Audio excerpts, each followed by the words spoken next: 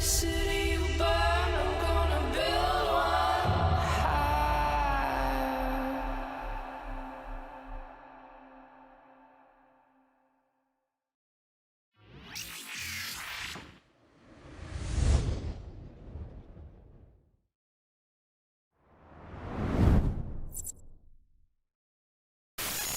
Greetings, fellow Empyreans. I am Ashtarothi, the voice of New Eden, and it is January 9th, YC126, and this is the Eve Universe Show! Welcome, welcome, welcome. How's it going, guys? What have I gotten myself into? No, wrong one. A Mordu. No! There we go. All right, so, what's it going, guys? How's it doing? We are back, baby, on this, second week of January. We have a new insurgency. We have some other news to go over, but I also definitely want to go over my continued journey of Kato Ash. I put up a poll on Sunday, I think it was, to figure out what exactly we were going to do for Kato Ash, my new alpha. The idea being is that we want to try to help people learn how to play EVE Online, not just know how to play EVE Online, but actually learn how to learn EVE Online. And so to that extent, I want to try to use my Kato Ash.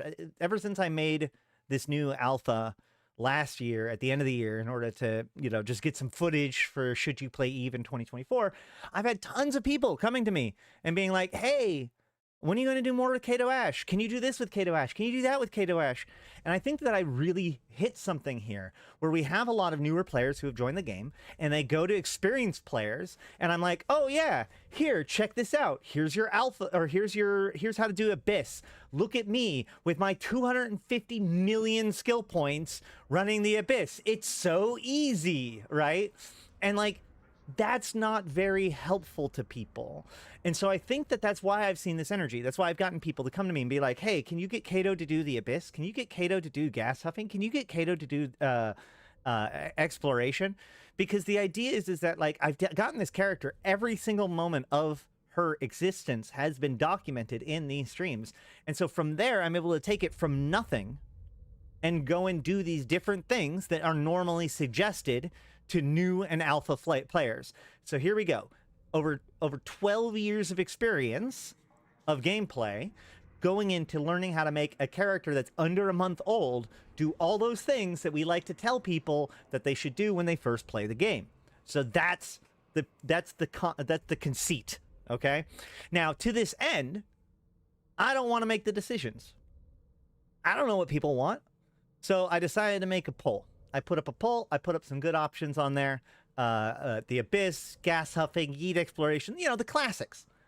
And along with that, I also put, just for funsies, because it's one of those things that I ask people to do, is dual standings, right? Like, oh yeah, a new player can go get their dual standings fixed in Pochven. Never have to worry about Eden Calm. Never have to worry about the trig. I say this all the time, and some people say that's a problem. Some people say that's harder to do. I've been known to be dismissive of those complaints and I'll just go again. So here we go. Here is the test. I made the mistake of putting that as an option on the poll, and that is what you all picked. So the very first thing that we're going to do directly out of the tutorial with Kato Ash is go, thank you Dex for that sub, we're going to go to Pochven and see if we can fix our standings. I don't know if this is going to take all day. I don't know if this is going to take 5 minutes. We'll have to see. I literally have played 0 since last time we played. Hey, I'm quite new to EVE, but I got 0.05 standings with the trig and currently parked up in Pochven. There you go, Nicholas. Good example of how this can be done.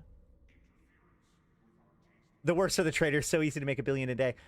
It's easy. You just have to completely understand the market and, have seed money and also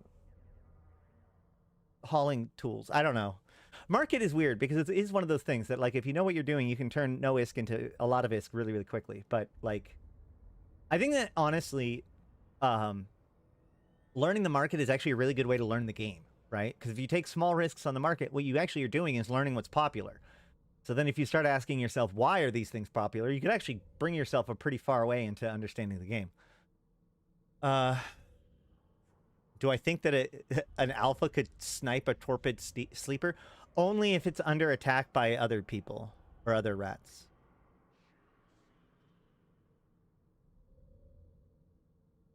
You need 20k seed money? I think 20k is not a lot of money. So directly out of the tutorial, I have 20 million ISK. But before we go into all of this, I do want to cover some of the news of the day. Make sure to like the stream if you're interested. And make sure to keep an eye on the community page of my YouTube channel. Because when we're done with this, I'm going to be putting up other polls where you guys get to pick what we do with Kato Ash in the future. Yeah, there are a lot of things that don't cost a lot of money to relist. Obviously, you're not going to get insane amounts of like raw profit out of those, although you might get a good percentage return. But it's a good way to like start practicing these things. I think I could take it out on the first wave and run away. You know, so that's one of the things is that you can actually find a rat group where the rats are asleep, so they won't do anything to you until you kill one of them. That's like optimal, but you can't really rely on that. All right, so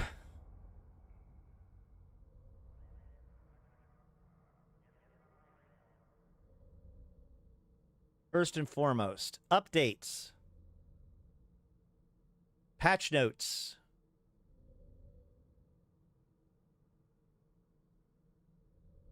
So a couple of quick things for the patch notes. This one's actually really interesting, and so I wanted to put it into context for my fellow Empyreans, because that's what I do. We have made some changes to DED sites, which can be spawned in high security space, difficulty 1 through 10, through 4 of 10. Some of these DED sites required keys, which can be acquired in order to activate certain acceleration gates to move on to the next room of the site. We've changed these rooms, so now the acceleration gates no longer require keys and are now just required for the pirate NPCs all of the pirate NPCs to be killed in the room to progress to the next room. We've made this change because with the old keys, if a player warped out of the site or was destroyed in the site or simply decided to keep the key, then the site would then often be incompletable by other players and would still persist in the solar system until it naturally despawned days later, frustrating explorers who put an effort to scan it down. We've opted to only do this for 1 of 10 through 4 of 10 for now to avoid alternating PvP balance in the higher rated low-sec, null-sec DED complexes where players can get some level of safety in a site once they've made it through the gate that requires a key. So let me explain what's going on here, okay? Now, it is very common in both missions and DED sites, sites of all kinds, to have some sort of acceleration gate that let you in. This does a couple of things. First of all, it makes it so that everyone has to come in from the same point. Secondly, it makes it so that the entire area is dead space, so people can't warp into like the middle of a pocket or something like that. They have to come in through the entrance. Thirdly, it makes it so that the gate can control who can get in it, right? So like a lot of these sites don't allow larger ships. You can only allow ships that are small enough to get in, and those gates are what prevent things that are too big from getting in. But in addition to that, gates can be locked, okay? Now, this happens in a couple of missions, but you mostly saw these in DED sites and stuff like that, where rather than, some gates are unlocked the entire time. You can just activate them as soon as you go in. Those are pretty rare. Some of the gates are, most gates are locked until all rats are destroyed. And then some gates have a key. A good example of this is, say, Crimson Harvest, right? The first room of the Crimson Harvest site has 2 gates. One gate is unlocked as soon as the last rat is killed. The other gate remains locked. But during the Crimson Harvest, you can get special keys that can then be used to activate that second gate and bypass the entire second room and go directly into the third innermost room. Okay? So that's why keys exist. Now, the other thing that these keys do is, as it points out, once you're inside of a gated place, that offers a certain amount of safety, okay? Even without a gate, even without a key. As I said, it doesn't matter what they lock onto. They cannot warp directly into the middle of a dead site, okay? They can't warp into the middle of dead space. And so what that means is, even if they combat probe you down while you're in one of these sites, they will land on when they warp to you, they will warp relative to the gate, or rather they will warp relative to the beacon, which is usually 0 to the gate. So What that means is they can combat scan you and warp to you and land on the gate. This is true with plexes in faction warfare space. This is true with these DD sites. It's true with all dead space sites. And so that gives you an extra layer of protection, where if you're keeping an eye on your D-scan, you can see when they're coming. But also, if the site requires a key, and you grab the key as course of the site, and then activate the gate and go inside, now no one else can come inside unless they happen to have the key. Now, a lot of the time, these keys don't necessarily expire. Sometimes they expire. Sometimes they're consumed when you use them. Sometimes they're not. So either way, what often happens is people will go into these sites, be them missions or DD complexes, and they will get the key and then leave the site. And what that means is that now they have one of these keys, right? Which means when somebody else has gotten inside, they can use this key to get in and go after them, okay? This is why, like, these sites are not considered to be instanced, for example, because in theory, if someone has the correct key, they can get in. But the problem is that, as you might be able to tell, a lot of this stuff has to do with when you're afraid of other players coming in, which is mostly in low sec, null sec, etc. In high sec, other people coming in, the threat is not necessarily that they're going to come to kill you, it's that they're coming to steal your site, okay? So it's a much different threat profile. And so in high sec, in low sec, CCP has to have a focus on making sure that players have a good give and take when it comes to the fighting, the hunting versus hunted kind of play style. In high sec, they need to make sure that people, the play style that needs to be balanced is trolling. Okay? This happens a lot, actually. In missions, one of the things that people will do is they'll scan down people's missions and go and kill a key character because they know what is the key character in that site, and they'll kill that key character and they'll take the loot. So that way you, the mission runner, cannot complete the site anymore, right? That's their way of like forcing you to try to engage them or antagonize you to suspect bait or just to mess with you, right? They may not even care at all. They just want to make sure that you can't finish your site. This is not an uncommon thing. So that's the thing, okay? These high-sec sites have a problem where these keys that are designed to prevent someone else from coming and stealing your site instead makes it so that someone can ruin it for everyone for days. And this can be done by accident. It can be done intentionally. It can be done, you know, whatever. And CCP wants these things to exist for people to be able to go out there and do it, to compete over and all that stuff. And so ultimately, while this is the sandbox, the idea of just locking out content and effectively using the mechanics of the game universe itself against itself, this is something that they're trying to fix. And this is, in my opinion, a really good change, because high-sec exploration has always struggled, and I think that this opens up a good opportunity for people to... Because the issue is that when these sites are burned like this, it teaches people to not even bother with it. And I think that there's a lot of good possibility in these sites, especially like 4 of 10s. I've done an entire challenge where I got a Stratios and I ran high-sec exploration sites until I got enough ISK to buy the emergency responder skin. This was years ago. It's just for funsy, right? Like there is absolutely things to be had in these sites. And so the fact that these things that new players are expected to have to deal with, but had no way of knowing how to even understand what the hell's going on and why it's not working, I think that these kinds of fixes are really, really good. You now have to clear the site to get through the gate instead of skipping the rats, so now you can't hide in the second room. It's true. You can't... so it used to be that if you had the proper key, you could break into the next room without killing the rats, which meant that whoever came after you had to take care of the rats, which was an additional layer of protection, Alex. And so there is that. However, like I said, the high-sec, the primary conflict in these sites in high-sec is the race. So of the two, right, if it's the difference between, oh God, I can't lock people out anymore and make myself safe in high-sec so that way other people can't come and steal my site, and oh God, this site has been locked already, permanently, and so it's going to, for the next 2 days, be completely unusable and make it so that no other sites spawn. I think I prefer the new situation more, personally. I understand that it's not as great, but again, this is why they changed it. They didn't change it for low sec, because in low sec, being able to lock out those sites is critical. And the idea of like having people collect those keys so that way they can break into them anyways is a big piece of gameplay. So they preserved the places where these actually get used in order to interact with one another, and it get taken away from the places where they get used in order to deny content to one another. So in my opinion, good change. I'm sure there's other people that disagree. Feel free to do so. I don't think it's a nerf to DED sites, because it means that there's going to be more DED sites available, right? Think about it. Every single one of these that happen, every time this happens, that site is locked out for the next 2 days. It's just like there's only so many sites in the universe, right? So if this happens to 10% of the sites, then there's a 10% reduction in the total number of sites in the universe.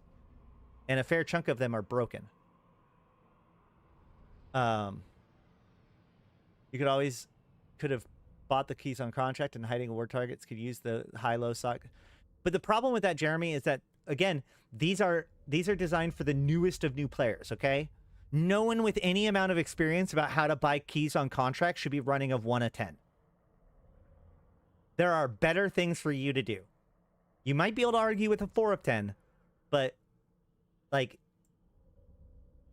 an expectation that they would have to know how to get the key and avoid contacts and all that sort of stuff in order to get to it for the very, very, very, very, very fledgling of sites, I don't know, man. That's a hard argument to make. Okay. In addition to that, let's see. We have get ready for the Anger Game 6.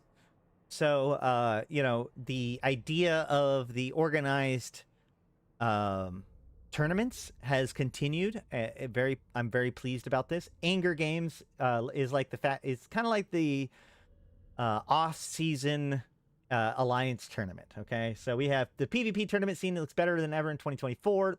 This community-run PvP tournament kicks off on the 13th of April, with signups opening now. The rules have been updated for the year, so the signups have started on the Anger Games Discord server. The Thunderdome server has been opened, which is made a lot of people really, really happy for various reasons. And the signups close on the 16th of March. Then they make all the seeding and all that stuff. The 6th of April, the roster is confirmed. The 13th of April, the tournament begins. The prizes, it does not look like there's they have good information about the prizes or anything like that so far. This is absolutely, like, this is a player run tournament, so it's pretty cool. There is more information from the organizers right here. We will be keeping an eye on that, and of course we have people that we know that are going to be participating in the Anger Games, so we'll be cheering them on. Looks exciting. Now, the other thing I do want to talk about, just briefly, just a little tiny bit, just a little thing from before, since we're talking about patch notes, when they got rid of the Winter Nexus and stuff, so on the 1st, I think it was, right? So 8 days ago, let's see, hold on. Yeah, well, 5 days ago. So 5 days ago, so last, 1, 2, 3, 4, 5, last Thursday, they patched Tranquility, and they did something that I thought was really interesting. I don't know what this means exactly, but let's look at this real quick. So they just got rid of the Winter Nexus event on the 4th, right? And then, oh, this is the same day. Okay, so great. So on the day they got rid of the Winter Nexus event, I feel like this might be, this is a clue. I feel like this is a clue, but we're going to have to see. When the Winter Nexus event concluded, on a Hobo Leaks, we see 240 attributes changed, okay? Now, several of these are just meta group changes, okay? A bunch of these skins got changed to be a different meta group change. Some of these filaments got expired. All that's normal stuff, okay? What's not normal is all of these. Jump harmonics 5 to none is jump harmonics -5 to none. Jump harmonics 1 to none. What is happening here? Now, I haven't actually looked. I think this should be all capitals on here. Could be wrong, might be wrong. It'd be interesting to see if there are missing holes in this and what that means. What is going on here? Okay, so prior to 2019, jump bridges or jumping like sinos worked on a mechanic known as jump harmonics. Okay, so if you've ever wanted to know this, here's a fun one.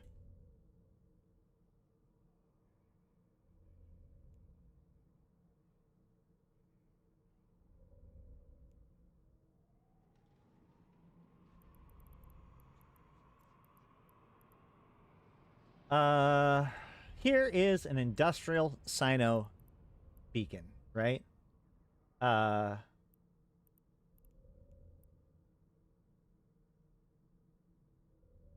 Generates a sinusoidal field for jump drives to lock onto as their target destination. Industrial sinusoidal fields are specifically attuned to support the jump drives of jump freighters and the RoAch wall.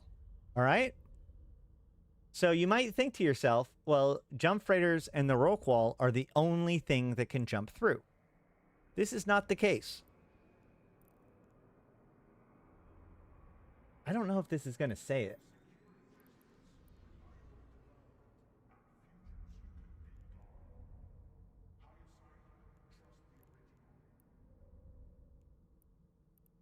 Does this even say it?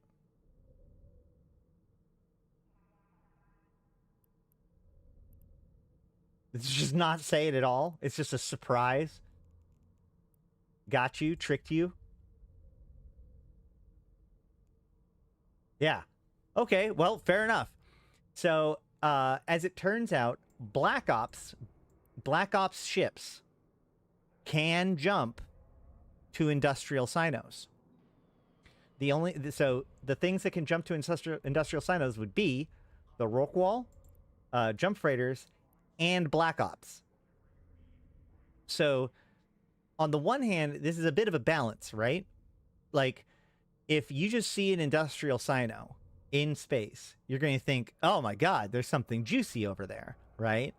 But there's a chance, there's a small chance, but a chance that what's going to come out through the other side is a bunch of Black Ops or covert ops or, you know, like stealth bombers or whatever, things that can go through Black Ops bridges or jumps, okay? Like, it's entirely possible that a whole bunch of cloaky things with teeth come through that industrial sino. Now, again, one could argue that this is for balance purposes, right? But that isn't actually the original reason why this is. The original reason why this goes back to jump harmonics, okay? So we have jump harmonics here. The Erebus has a jump harmonics of -5, okay? The Rapier have a jump harmonics of 5. The Nidhogger has a jump harmonics of -5. The Waverin has -5. The Covert Portal has 5. The Rhea has 1. And the Sin has 5. What's happening here? Hey, Danny!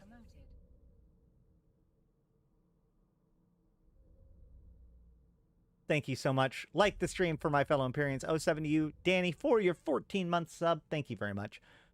So, what's happening here is basically the way that sinos work, or worked. Most people don't ever think about this. The last time I've ever heard anybody actually talking about this as a mechanic anywhere really was in 2010, okay? But basically, in order to jump to a sino, your ship must have a jump harmonics greater than the jump harmonics of the sino that's being lit, okay? So the things with the most restrictions are going to be -5, okay? So a standard basic sino that everything with a jump drive can jump to has a jump harmonics value of -5. A industrial sino, when they made the industrial sinos, they put the industrial sino as a 1. And for the Black Ops, they have a jump harmonics of 5. So remember, anything you can jump to any Cyno with a jump harmonics lower than yours, okay? Which basically meant either Black Ops must jump to an Industrial Cyno, or Industrials must jump to a Black Ops. You can't have two mutually exclusive jump pools in this old system because it's only one number line. It's either greater or not, right? So the idea was, the conceit was that at the time, Black Ops had to jump to everything because they had the best jump harmonics. In 2019, when they changed the way that jumping worked, right? When they added in those industrial Cynos, that was the key for when this started to change, okay? To the point where by the time that the Rockwall conduit jump system came about, the change had already been fully implemented, and they basically just made it so that the new system for jumping does not use jump harmonics.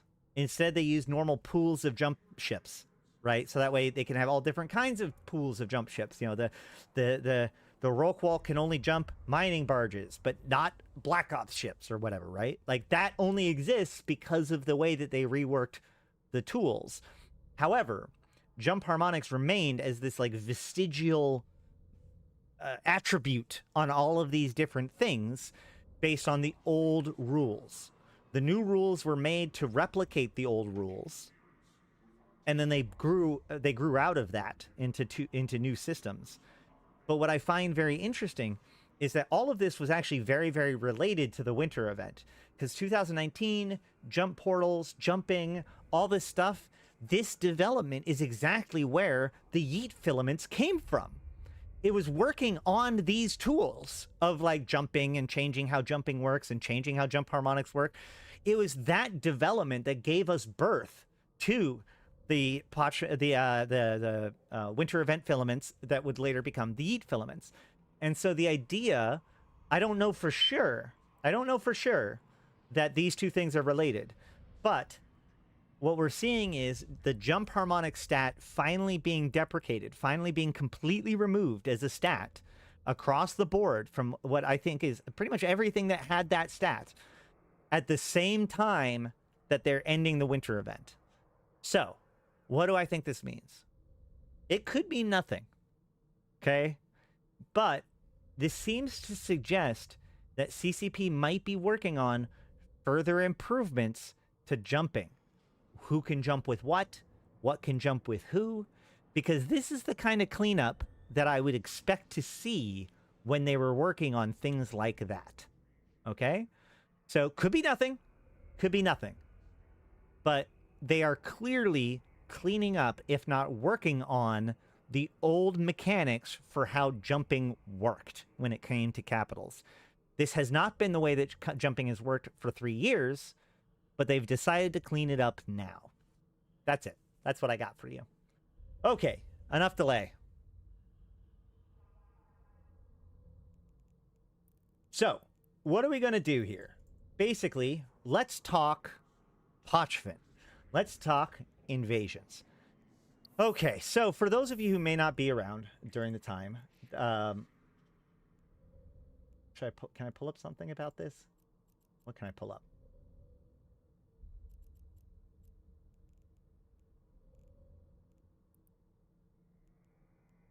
So, back in 2021 or so, CCP, we did a thing called invasions, right? The forces of the Triglavian Collective invaded from the Abyss and took, using the assistance of players, we took 27 star systems that would eventually become the systems of Pochven.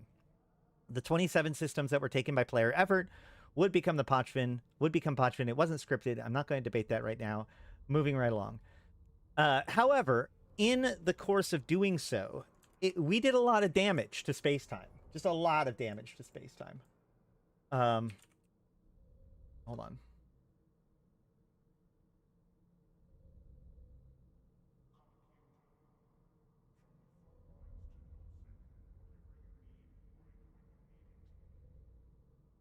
No. Wait, what?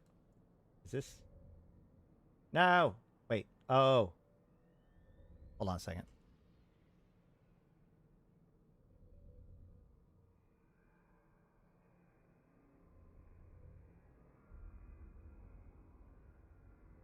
Yeah, here we go. Sorry, wrong one. If we go to kybernaut.space, when did they remove gun turrets from minor victory systems? They didn't. Players can. The NPCs have to build the turrets. So if we go to kybernaut.space and then go to invasion, we can see the different systems as they progressed, okay? So let's see. We can see that in the final liminality systems, these are the 27 systems of Pochven, okay?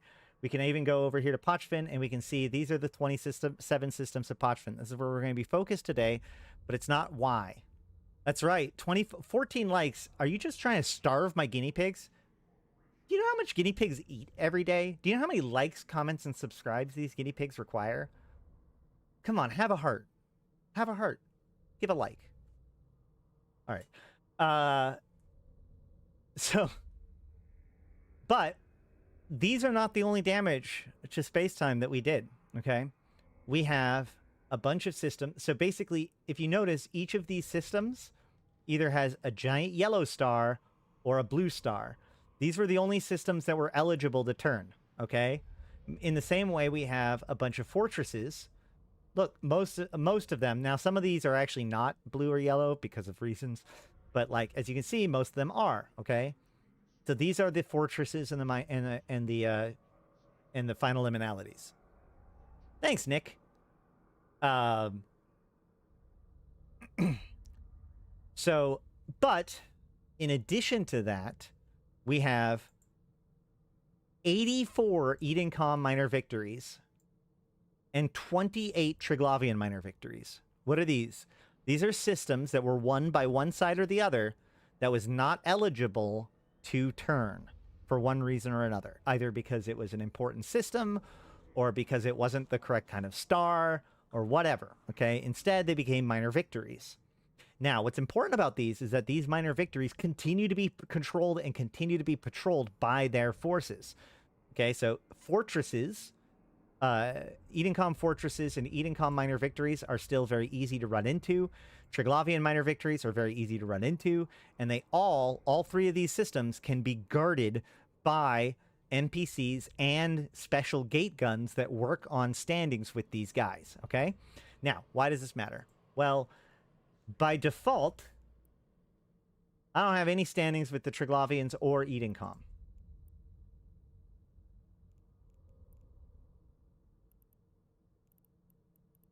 I can come here and see, like, oh, look, neither Edencom nor the Trig have any relationship with me, which means I am, by default, slightly negative, the barest amount of negative with the Triglavians, and neutral with Edencom, which means Edencom will not shoot me, but the Triglavians will. So if I go to any of these Triglavian minor victories, I can run into rats. Also, systems can be connected to one of the systems of Pochven via wormholes. And any time a system is connected to a Pochven system, roaming Raznaborg rats of the Triglavians will go between belts and asteroid and other celestials hunting for things. And these guys can be aggressive. They can also not be aggressive nowadays, especially on gates and stuff in high sec, but that's not the point. A lot of the times they can be aggressive, especially in belts and stuff.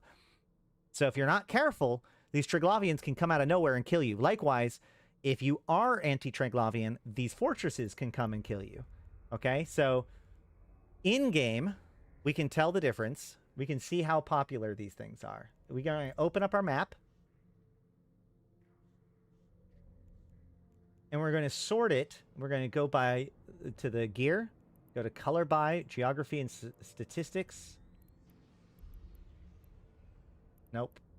What is it? Is it sovereignty? I think it's sovereignty. No?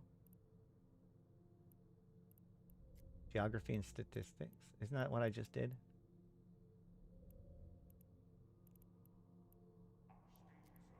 It's not faction warfare, is it? No. NPC activity? Yeah, it is NPC activity. That's weird.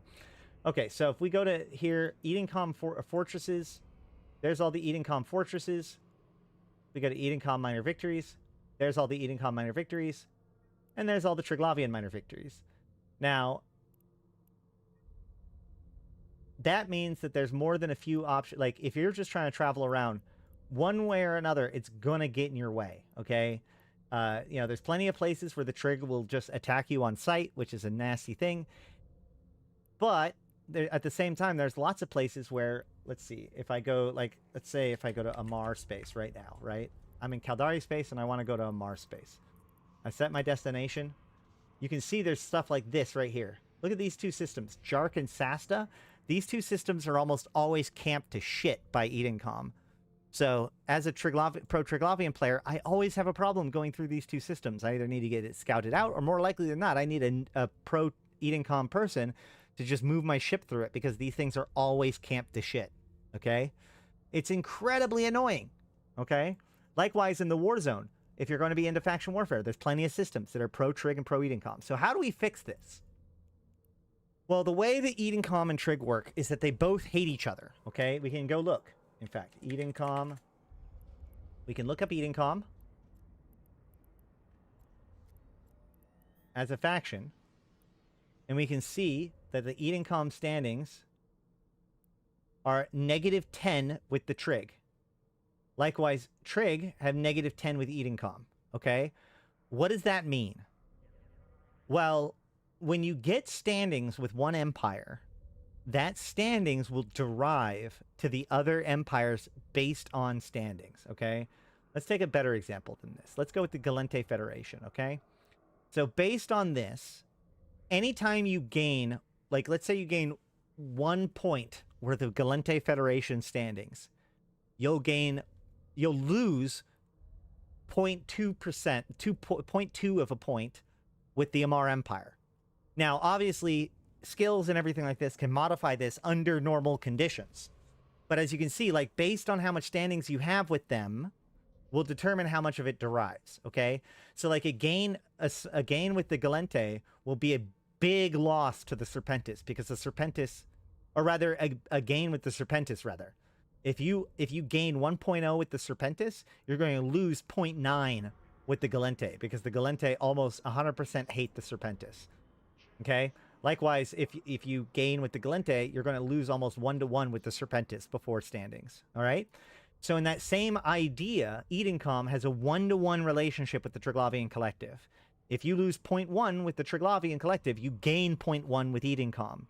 The difference between this and the Gallente is that this is not modified by skills. None. No skills are involved in this whatsoever. So it does not matter what any of your social skills are in this case when it comes to gaining skills or the actual implications of those skills. It doesn't matter implications of the standings. You either have the standings or you don't. It's all non-modified. So if I wanted to make it so that I could not be shot by the Triglavians, I could do so by going and shooting at the Edencom, okay? If I shot at Edencom once, I would gain a tiny amount of standings with the Triglavians, or rather, I would lose some standings with the Edencom, which would gain me standings with Triglavians, which would make it so that I'm now positive with the Triglavians, or at least neutral with the Triglavians. The Trig will stop shooting me, but of course, Edencom now will, right? Not an optimal solution.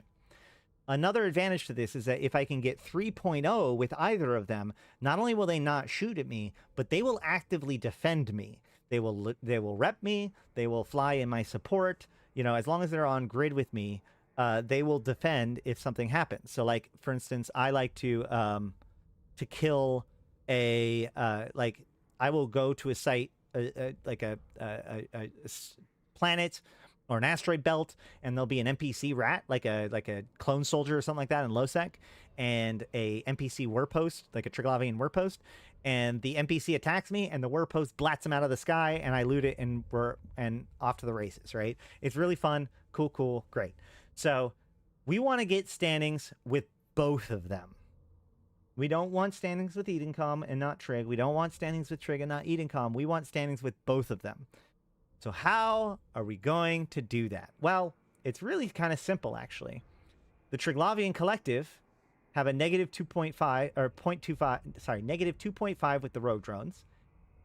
And sorry, Edencom does. And Triglavians have a negative 5 to the rogue drones. Likewise, Edencom has a negative 7.5 with the drifters. And then Triglavians have a negative 10 with the drifters. So what does this mean? This means that if you lose standings with the rogue drones or the drifters, then you'll gain standings with both Edencom and the Triglavians. You do this even once, and neither side ever attacks you ever again. It's really handy. It is super useful. So the whole trig thing is a giant pain in the ass. I agree. It's a bit of an inconvenience, especially for haulers and scouts and, you know, whatever, people operating in low sec or roaming around, you know, whatever. It can be a pain in the butt, but it's easily fixable. You just need, but the problem is this, okay? You can't kill rogue drones in Abyss space. That doesn't count. Can't kill rogue drones in rogue drone space. That doesn't count. Can't kill drifters in Trigs or in the Abyss. That doesn't count. You technically, excuse me, you technically can kill drifters in Pochven. Sorry, not Pochven.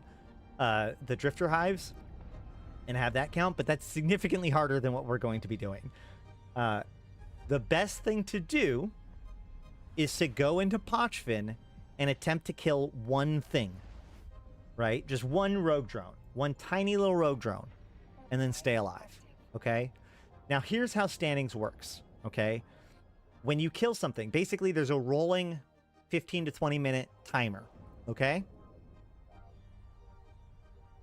When you kill something, when that timer is up, basically the timer runs for the whole system, right? And when that timer comes up, then everyone who has gotten a kill in that system is awarded standings based on the highest bounty killed for that faction in that system during that tick. Okay? So if you kill a small dude and a big dude, you will get credit for the one big dude.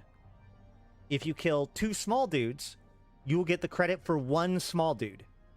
If you kill a small dude and someone else in the solar system kills a big dude in the same tick, you will get credit for the big dude.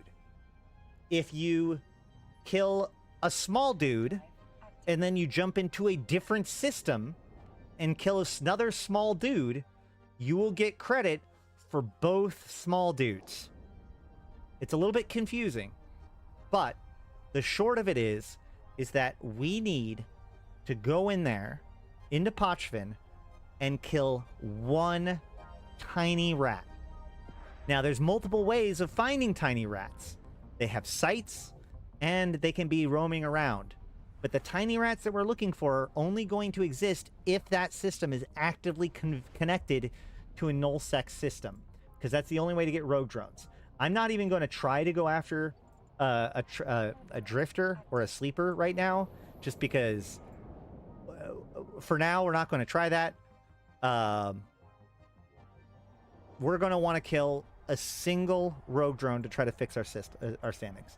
So we want to be agile, we want to be disposable, and we want to have a long range, because we've got three different ways of doing this, okay? One, we can go into a site and kill something and then leave. Two, there's a chance that when you go to a site that the rats will be sleeping, which means none of them will be active, which will make it really, really easy. We just kill one and leave.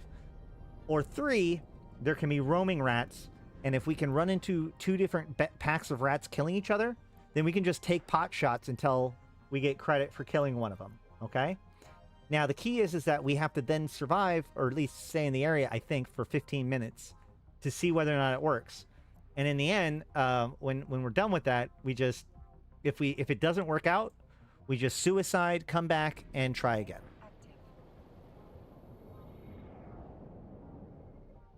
You only need one. You only need one tick. A new site will have them asleep. They only awake once someone has killed one of them. I think I've definitely seen sites that start out awake. I'm just... it could be all the time. I'm going to say it that way, just so that way if I'm wrong, I err on the side of, oh, well, they're asleep, as opposed to telling people that they can rely on the fact that it's asleep and have them not be asleep.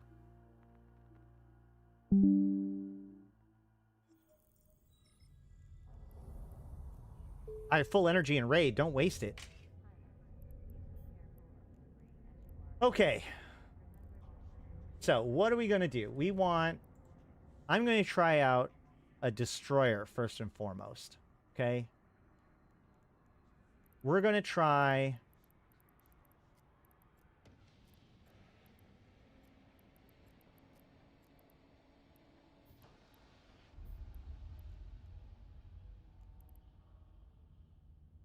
We're going to try this guy. Okay? But we're going to modify it a little bit, okay? We need... So the problem here is that it has a targeting range of 39 kilometers. That is probably not going to be enough.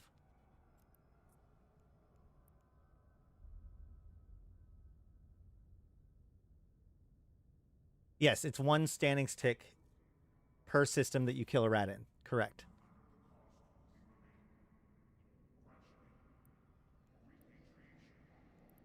Yes, if you want to get standings on like a high level, you know, if you want to get 3.0, this is not the method for that. You'll want to get a fleet of people to go run the sites and stuff like that to get your standings. So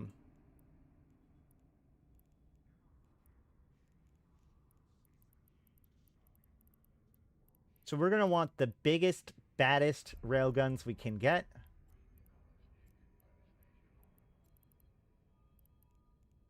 These are 125s.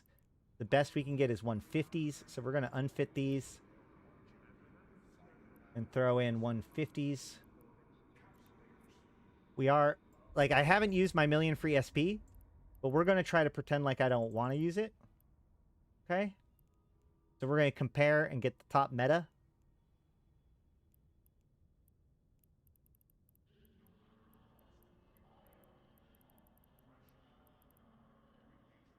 Actually, let's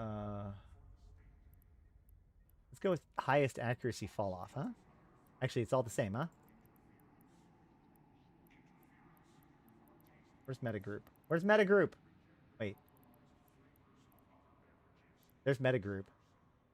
Where's meta level? Am I dumb? Oh, ha! You can scroll. That helps.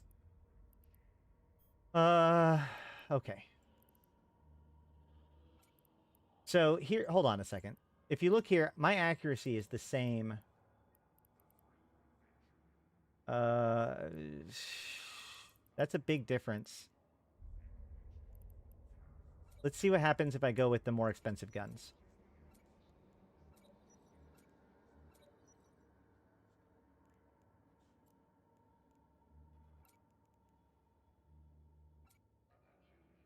Taking algos? Yeah, I want to be able to snipe something and not have to worry about the travel time of the drones.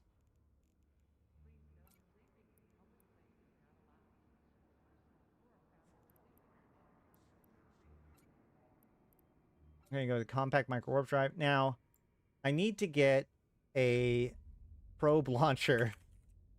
Maybe? Can I get a probe launcher on this thing?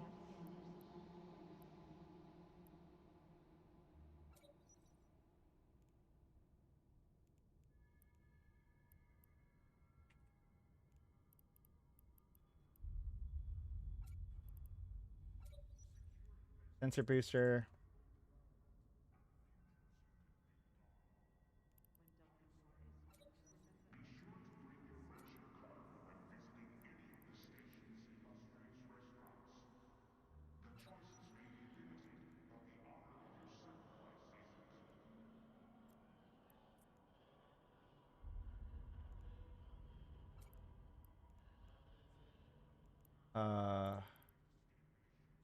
Can I just go with a damage control or something?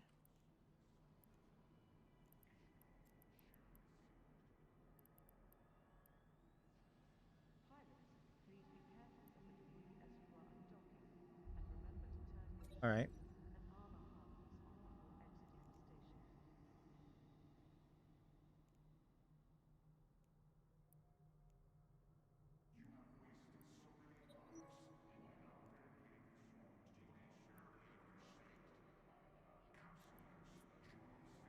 Oh, this is Omega only. Haha!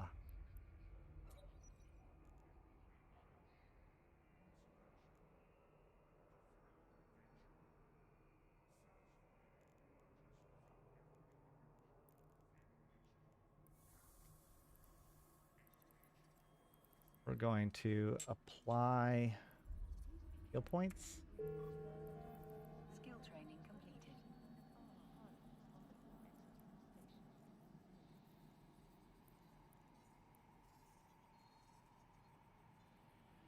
Tracking speed and optimal range. So I need to get much higher. No, don't do that. I need to get more.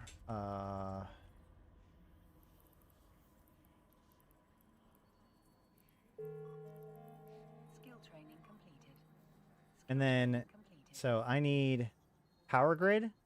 So let's go with weapons upgrade, right?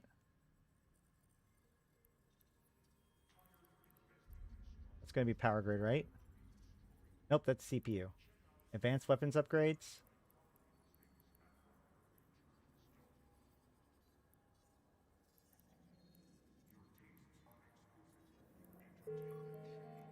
Skill training completed.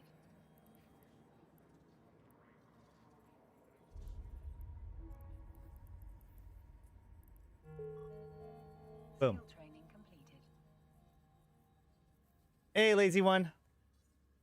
I have a hard time doing what's optimal. If there's something that looks cooler in my head, I'm going to do it. EVE Online is a game about the practical application of bad ideas. Okay, so we go here. We get used with. We're going to get the longest range. What is it? Iron? Lead? Lead? I think it's lead. We have lead, which is 41. We have iron, which is 62. Okay, so iron.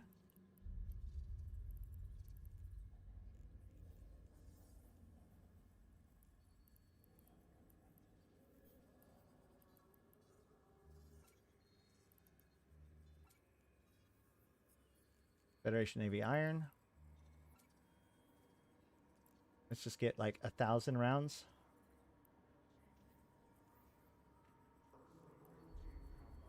All right, 7.5 million. That's not great. Let's see if we can fix that. There's a million.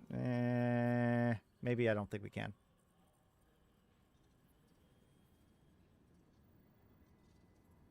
All right. Well, I can get, this is going to, I get like 2 or 3 shots with this thing. Let's go ahead and buy it. See what happens. I'm not trying to do like a whole, like, I only take money from my own thing, but like, as long as I can, then I might as well.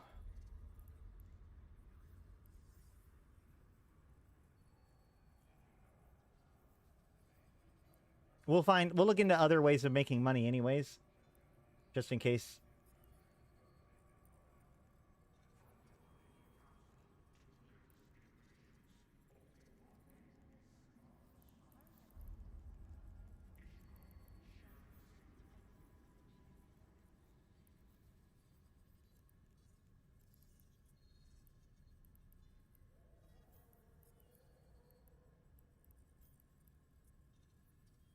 And I'm going to pick up some core sister probes just because it's just so hard to justify not getting core sister probes. They're so cheap compared to what they do.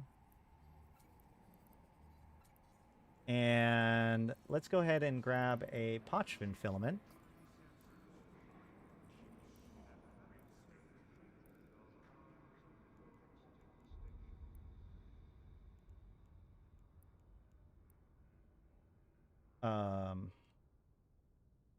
We just do a -5. Is that going to work? Gladistic. Here we go. Yep. Border 5. 500,000. 77,000. Okay, hold on. Cry Perun. That works. $99,000. $46,000 for Kryveles. Do that.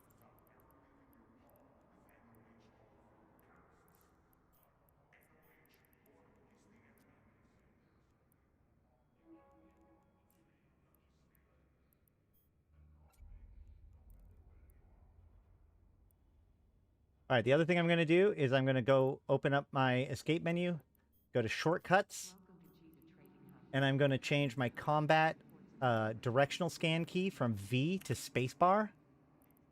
This is going to do two things. One, it's going to allow me to descan a lot faster, and two, it's going to make it so that if I hit spacebar, I don't accidentally select my chat client.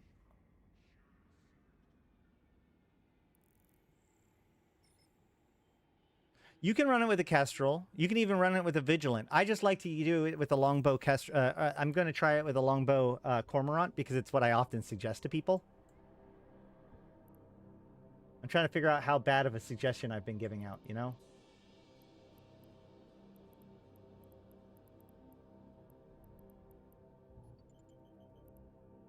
Warp drive active. We're going to make a landing pounce when going to the sun. And we're going to straighten out all of our stuff. Iron charges, probes, etc. So I can shoot up to 60 kilometers. So hopefully that's going to be enough.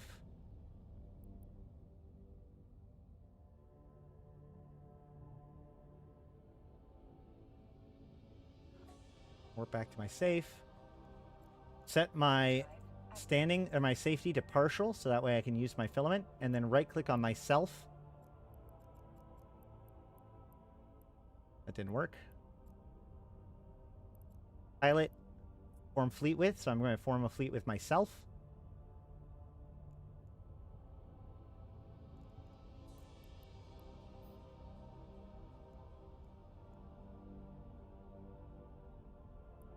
And we jump.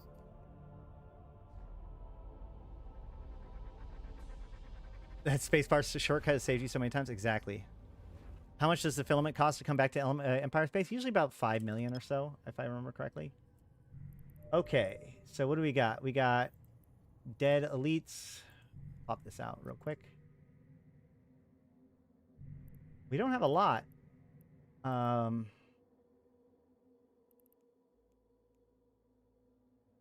it looks like it's mostly Edencom and Trig fighting. We have torpid sleeper hives.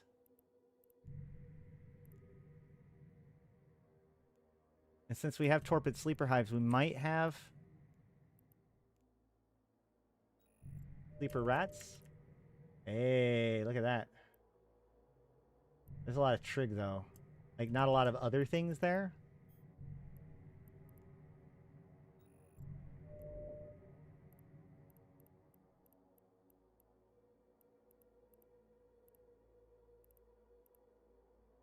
I don't see any indication of things that I can... Hold on. Let's go look at the planets.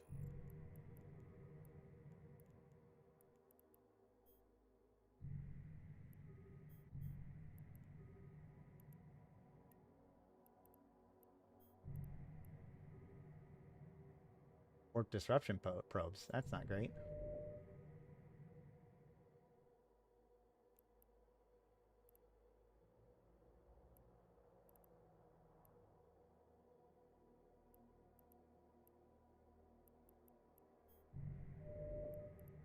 There's the state. Oh, that's too far away. Okay, so going back to what we were looking at. The Ala conduit. Looks safer.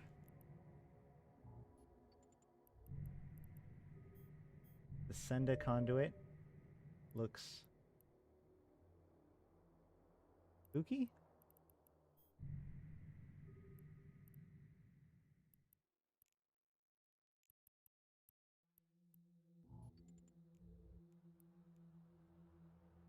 Let me go look at the map real quick. I am in Sho'Danar, so Ala and Senda are both fine. Border. Oh shit, gotta go. Warp drive active.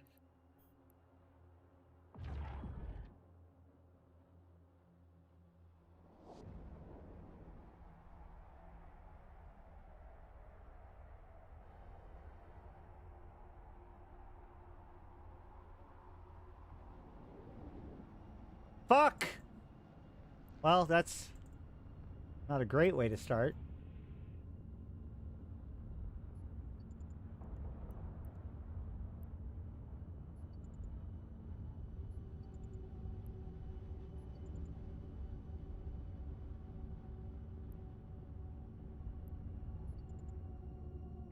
Warp drive active. I'm being locked by the Aneros? What is happening here?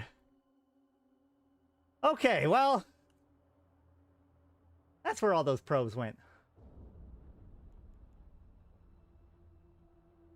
Oh, and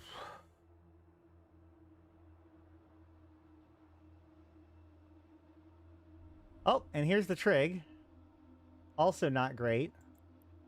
We should probably go and make a, safe. Warp drive active.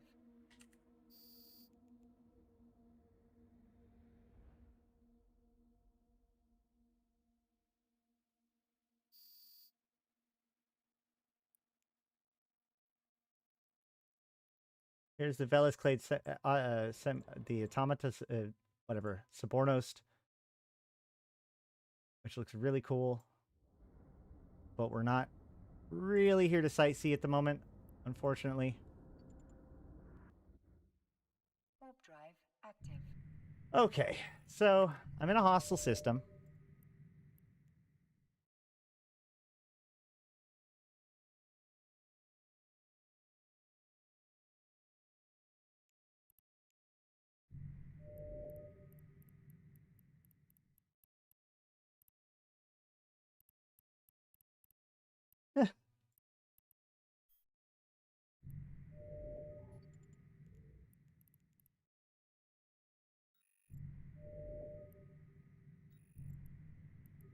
Thenda. Thenda looks a lot safer of a gate at the moment. What the fuck? How are you landing on my safe spot? How are you landing in my safe area? I don't like that at all. Well, let's see what happens. Fuck it.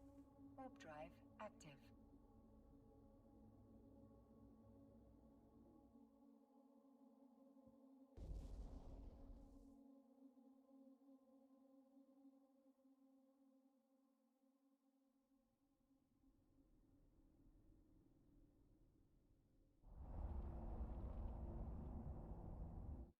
Well, I have a lot less nastiness here.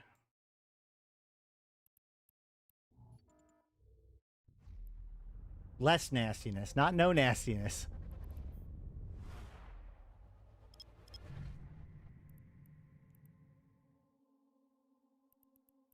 Um,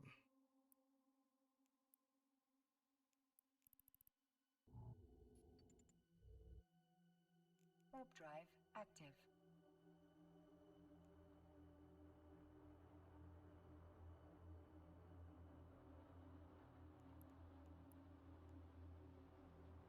I have not set up my overview correctly.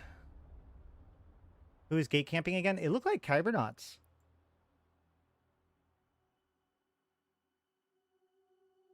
I thought I recognized Kyber tags. I don't know. I wasn't looking that closely. All right. So we got Torpid Sleepers. We've got Border. We got more Torpid. We've got Convocation. All right. Let's, is there anything going on? Send a star.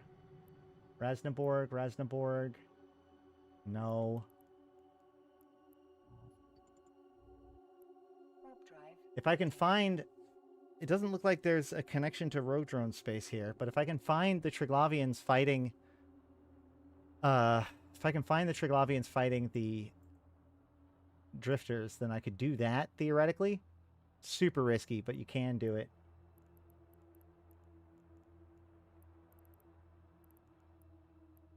I'm going to right-click on my normal overview, general overview, and just add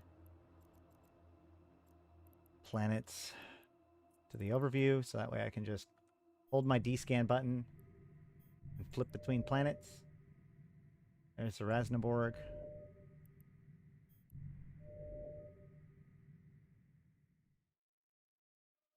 A lot of things.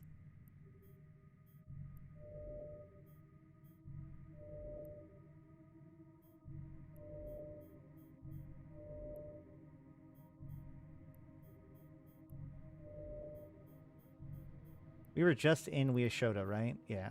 So we would have to go to Attila.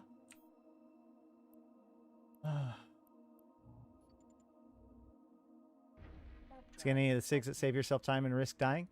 So if I saw any indication that there were rogue drones in the site system, then I would probably consider doing that. But given the fact that there's no rogue drones at all in the system, I'm just going to try to find my way to a different system.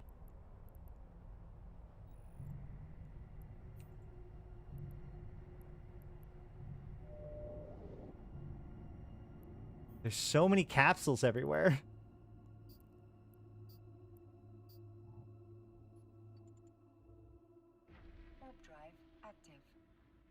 Might want to explain what I'm doing with D-Scan. Yeah, so I have a really great video, like a short, about how to use D-Scan. But what I'm doing is I'm setting my angle to 5 degrees and my maximum range and holding down the D-Scan and clicking on specific celestials. And that's going to let me know what's at range up to, 14.3 AU. Here's a slasher landing on grid with me as I'm jumping. Hopefully it's not going to be a giant disaster. Warp drive active. Likewise, I'm also making like safes every time I get to a new system. First thing I'm doing is I'm warping and I'm making a safe as I'm going. Insipid drone swarm. Here we go. We got a drone swarm. So we're going to try...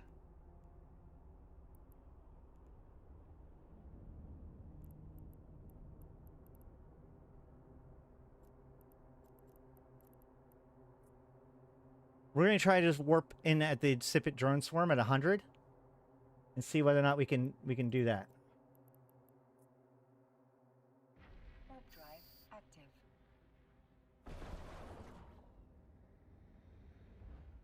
See these guys attacking me? This is what we're trying to avoid in the future.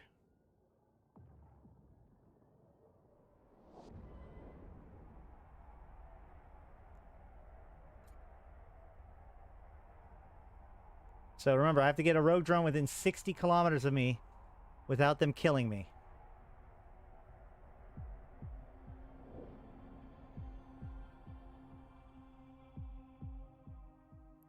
Looks like there's already been some fun to be had. So we're going to go and kite like off to the side. This is actually kind of perfect. So it looks like Bellic tried to do the same thing earlier. I have a lock range of 50 kilometers. So when they get within 50 kilometers...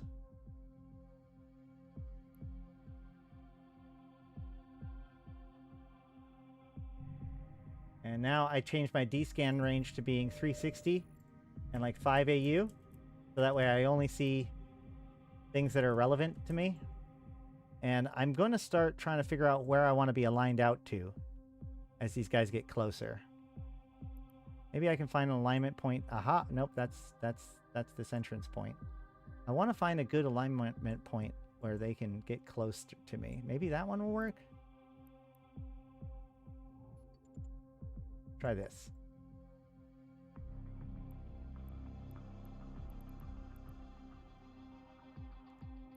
And I'm actually going to turn my prop off because I want him to catch up with me. And I'm ready to warp off to the Samanuni gate at any time. They're asleep, aren't they? How are they asleep? They are. They're not moving at all.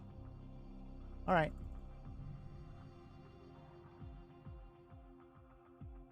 Well, I guess we get to do it the more dangerous way then.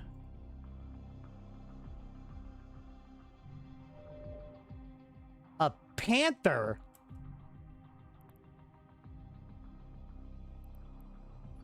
Fucking A. Drake! Warp drive active. Drake! Go away, Drake!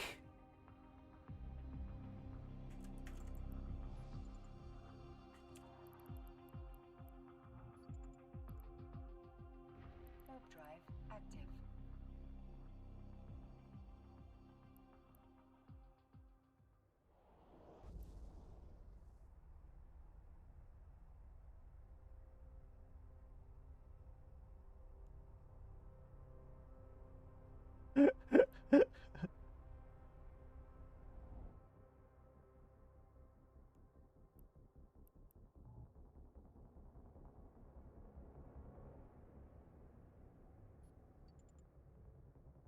Warp drive active.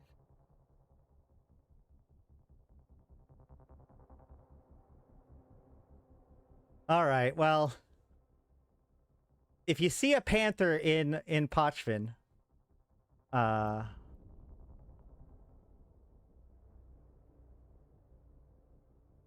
there's a good chance that it's Drake.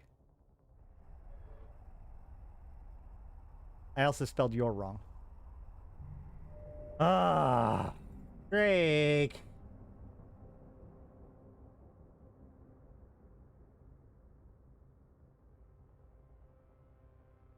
Can I borrow 175 billion? How many kills are on that thing now? Just let me kill one rogue drone and I'll let you get 301.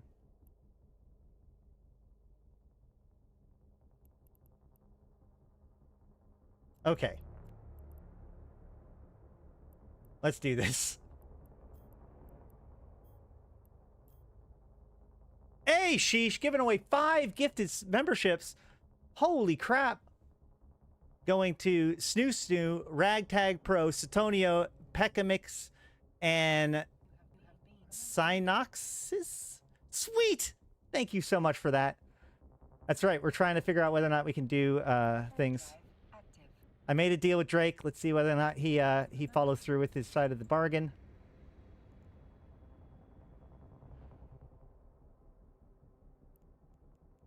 I don't have any implants in or anything like that, do I? Promoted.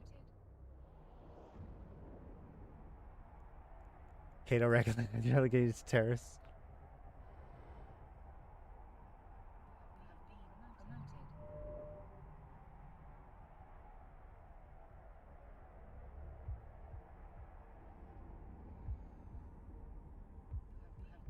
Promoted.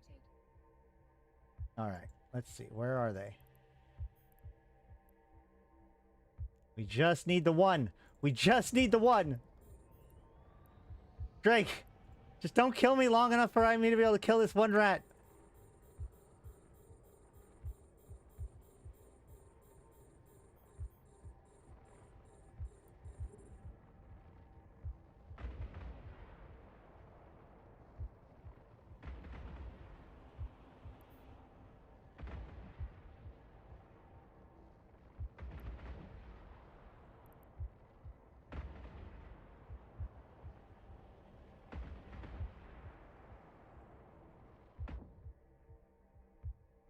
Hiding away. I obviously need to stay within 50 kilometers of them.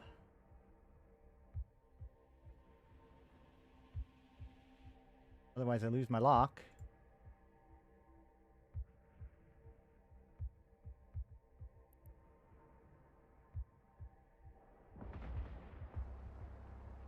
This is why I like manual piloting with double clicking so much.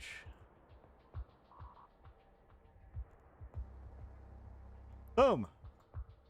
All right, rat dead.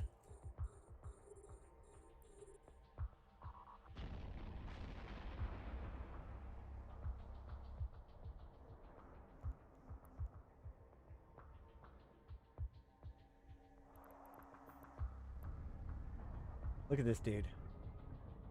Where is that guy? Where's his camels?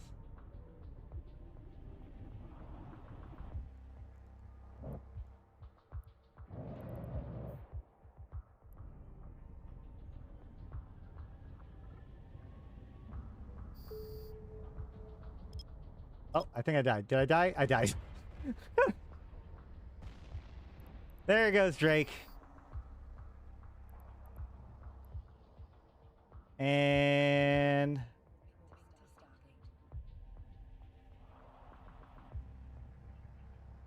yeah, there was already a destroyer wreck in the site.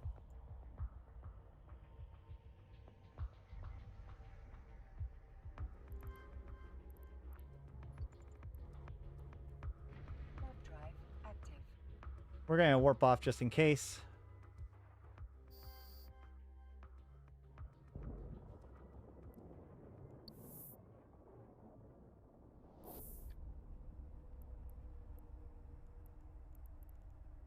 Is there no stations in this system? Oh, they're on the back of the ship?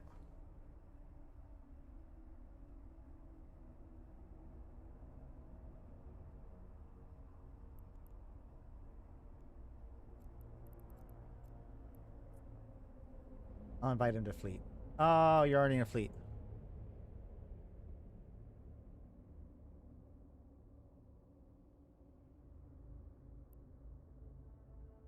Yamanuni Gate? Okay. Wait. Oh, the offline gate.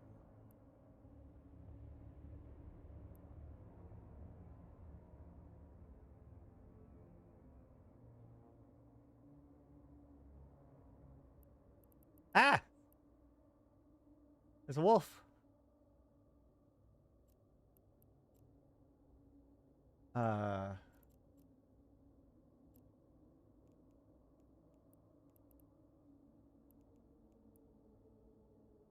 The offline stargates are not on the overview by default.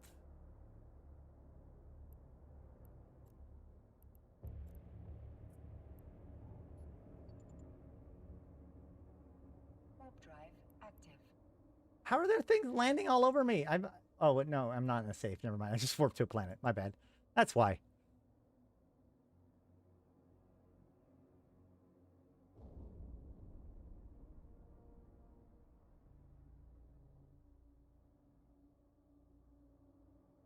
Yeah. If you need to wait for standings to update, it is sometimes useful to just go to the other room. Or like to another system.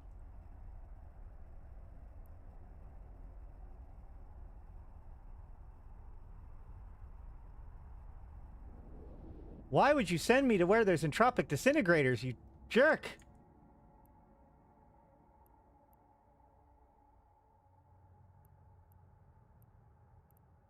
He jumped.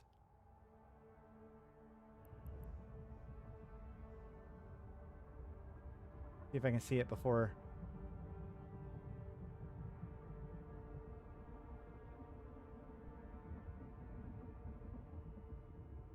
There they are. Look at that. 301. Holy shit. Holy shit. Look at that. There's 301 little... See those little stars right there?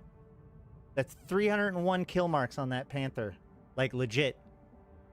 That's a real shit. And that's me being potted. Yeah. I mean, doing it in a frigate can be good, too. But I went with the Cormorant for the absolute maximum sniper range. So that way, if I ran into something like on a planet or something, if there was like a fight going on, I could lock one of them and just pot shot from a distance. But yeah, that's it. That's how to fix your Pochven standings. If I go back here, we wait for a minute. Hopefully it'll update. We'll just have to wait a couple minutes. 301 kill marks on that. Dude, you guys need to understand how goddamn strong that panther is. Hold on. I think he figured out who this is.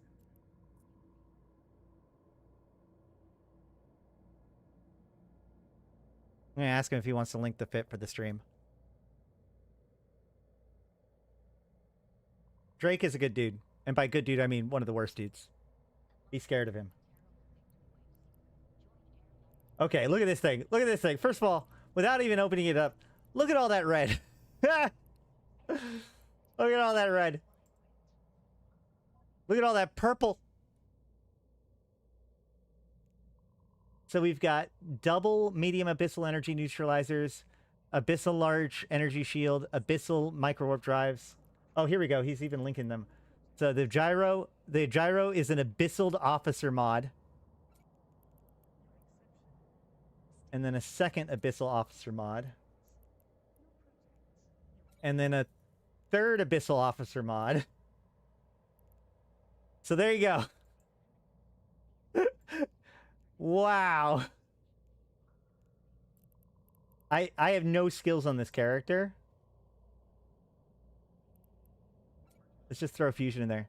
Oh, that's definitely not that much damage. That's definitely because of my bad. Wait. Does he have two? Wait, hold on. Oh, I took off the shield extender? Oops. Yeah, that thing is nasty. Hey, there he is. What's up, Flea Harvey Oswald? Drake himself. Good to see you. I'm glad you were able to figure out who it was.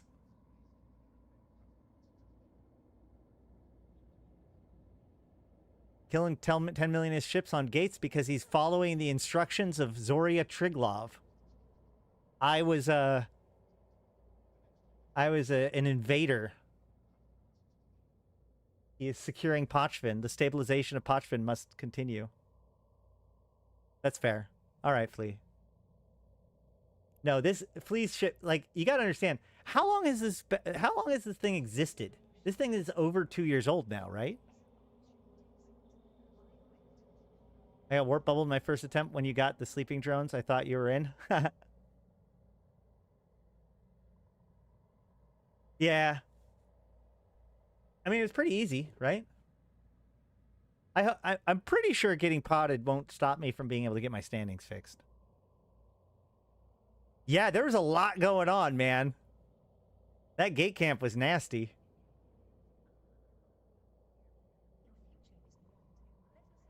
Yeah, the ship as it is now is from like 2 months after Pochven formed. It's so absurd. There's like literally nothing more you could do to this ship, is there? Like, there's just no improvement you could make at this point.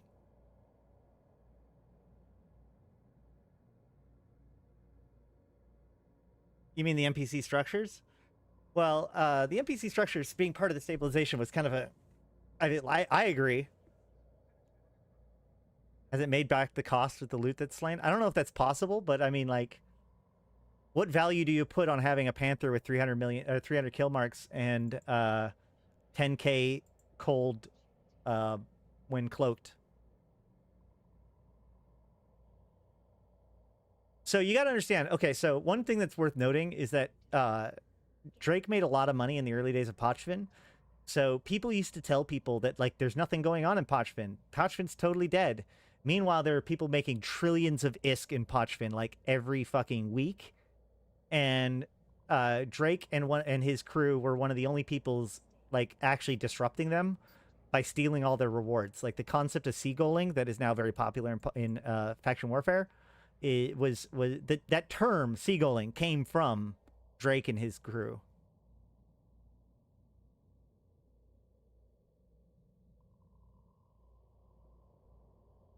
Well, yeah, they still make a lot of money, but now they don't at least pretend like they don't.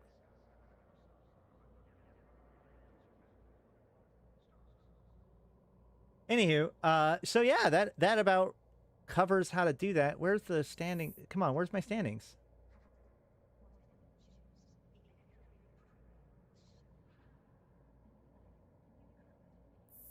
Has it been? There it is! So now you can see I've got positive with Edencom and the Triglavian Collective. Boom. Edencom was already neutral, is slightly more positive. Triglavian Collective is now positive. I no longer ever have to worry about Triglavian minor victories or Edencom minor victories. It's that simple. I had a lot of things go wrong, and in spite of that, I was able to get my standings fixed first try. I could have easily have tried multiple times. You know, it's literally that simple. So all these people that are complaining about the fact that you're like, oh, the trig do this, the Rastenborg, just remember, this is how easy it is for anyone to fix their standings. So get out there, fix your standings real quick. If you need to, you can always go with the fleet, because the nice thing about this is everyone in the entire fleet's going to get the credit as long as you're all on grid, right? Because that's how standings work, is that everybody in the fleet gets the standings bonus. So you don't have to do it like this, the way I did it. You could literally just have a fleet of people and, you know, kill one thing together and have it count, and you're good to go. So, yeah. But I will be putting up a poll tomorrow for people to figure out what is the next adventure for Kato Ash. I hope this was interesting. If anybody has any comments or thoughts for things that should be added to the list of things that for Kato to potentially look at, please put it in the comments below. What is your tips when it comes to getting your standings fixed or otherwise living in Pochven? Please comment them below and say hi to Drake. He gets lonely in Pochven. He just wants to say hi and give you hugs. But yeah.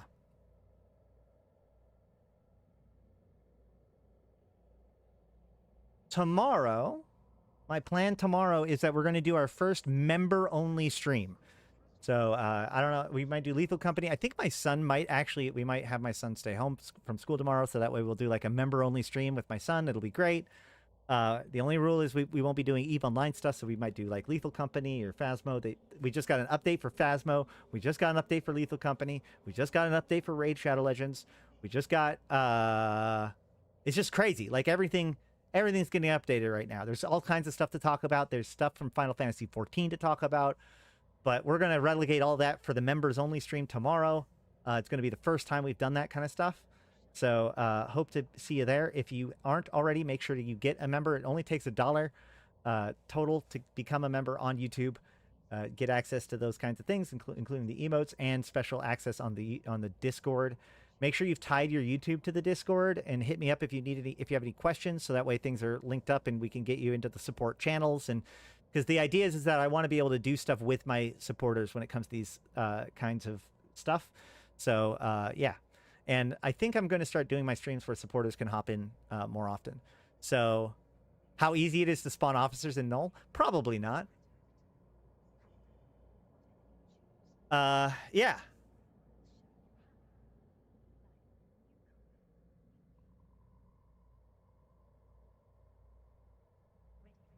Yeah, MechWarrior Online was actually MechWarrior Online is what got me into making content for video games. By the way, I made it for MechWarrior Online, and then that's when I got scooped up to do more stuff for EVE. Support. So I can't do supporter fleets. I can't do that. I can just do fleets with whoever wants to come, but I can't do a thing where there's EVE Online content that is only for people that paid me money. That's against the rules. So I can do supporter things outside of EVE, and I can do like a fleet, like a stream fleet type thing, but I'm not going to do a supporter only fleet. I can't give you a special rank in game. I can't do any of that kind of stuff because that's against the rules.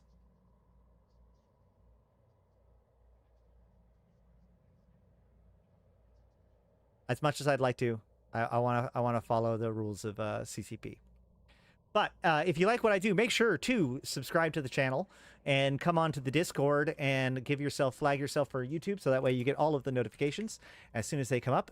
You can also join us in EVE, helping maximize player engagement with EVE Online. And if you have not already, you can get 1 million free SP in EVE Online, which is 20 to 40 days worth of skill points, depending on if you're free to play or not. And it helps out all of the people that make this stream and the Convocation of Empyreans possible, because we are here to put we're here to maximize player engagement with EVE Online, and I am here to put context into for you, my fellow Empyreans. I hope this really helped. I hope that this was a good example of that. It's kind of a shorter stream, but I think we got our objectives done. I need to go to the bathroom. So, if you are involved in the Invited or want to get involved in insurgency stuff, today's actually a good idea to do that. I'm probably going to be doing some insurgency stuff in a little bit today. And maybe even on Thursday we could get onto it. I don't know, whatever. We'll see about it. But hit me up if there's any questions, comments, concerns about the stream. I love you guys. Thank you all for coming. I've been Ashtarothi. I've been playing this game since 2010, talking about it since 2012, and I'm here to put even to context for you, my fellow Empyrean. Thank you guys so much for coming and hanging out and checking out this stuff. I hope that it was a fun one. What is seagulling?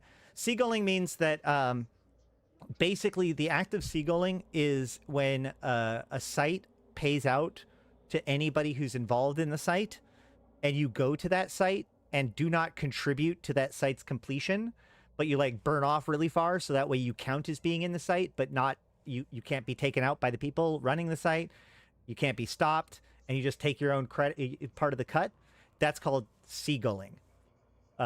So like they used to do it a lot in Pochven by like just burning off from the gate, and then they got credit for the dread.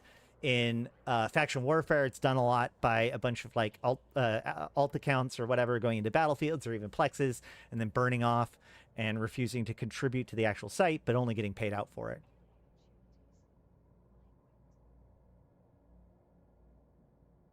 Thank you so much, Sheesh. And I want to give special thanks to my top supporters: Abyssus, Aikawarazu Chan, Arkas Ilring, Belligerent Neckbeard, Black Rose Noble, Dajat Lemmont, Drake, Federation Frontlines, Ganai, J. Kuhn, Lumi, Midnight Space Monkey, Milk, Not Just Fun, Punchinello, Seeds of Plenty, Serranolin with No Eyes, Sho'Danar, Syliana Vel'ash, Tgen Tgen, Nephilim, Grendel, Vilrod Cruiser, Yantey Lepouf, Zaul Nex, Zero, as well as my Immortal Tier sponsors: 745 MPSI, Aradenika the Queen, Ebo Leet, Erlidis, Bay, Malik Starfire, Mercuton, Nihilum, LM1, Sheesh, and Rid. Thank you guys so much. And I just realized I just got told earlier today by SpoonS that Aikawarazu Chan wants me to tell more stories. And I don't think I told any stories today. I feel so bad. I feel so bad. I will say this. Boy, if you still have stuff in Yellow Box, I don't know if Yellow Box is still there. If you happen to know what Yellow Box is, get your shit out of Yellow Box. Boy, do I have a story for you guys here in a couple of days. I want to let it play all the way out first before I tell you anybody about it. But boy, the saga of the Yellow Box. That's for next time, though. I've been Ashtarothi, the voice of New Eden. Thank you all for coming. And until next time, I'll see you in space.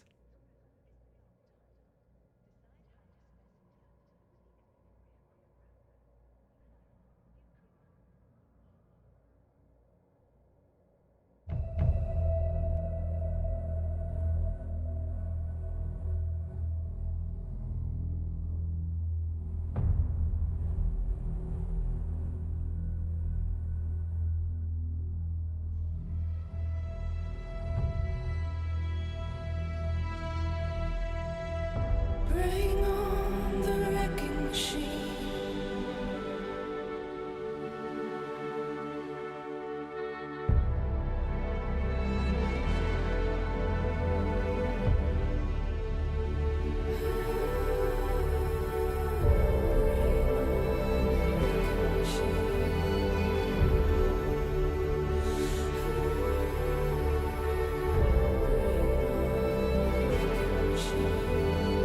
For every city you burn, I'm gonna build high.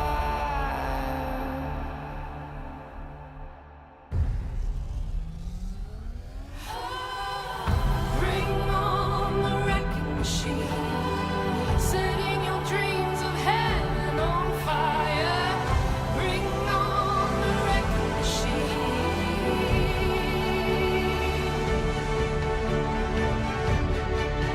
Bring on the wrecking machine. Bring on the wrecking machine. Gonna ignite your every desire.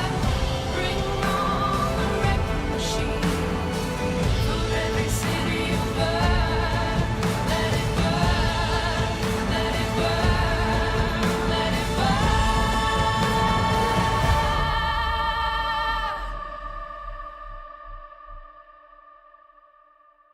For every city